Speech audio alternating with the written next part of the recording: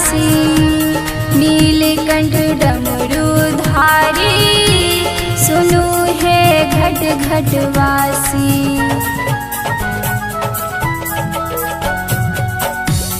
अजर अमर अविनाशी हे शंभु शिव कैलासी नीलकंठ डमरूधारी सुनो है घट घट वासी।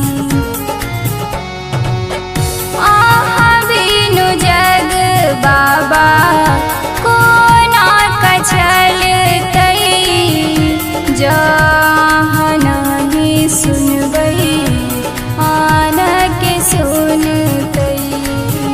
आहा बिनु जग बाबा को ना कचलतै जहाँ नहीं सुनबै आन के सुनतै।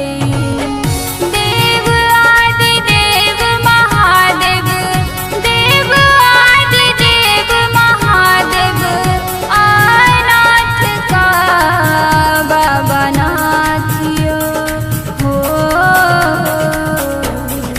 भोलायो हे यो आहि छी बाबा विश्वनाथियो। भोलायो हे यो आहि छी बाबा विश्वनाथियो।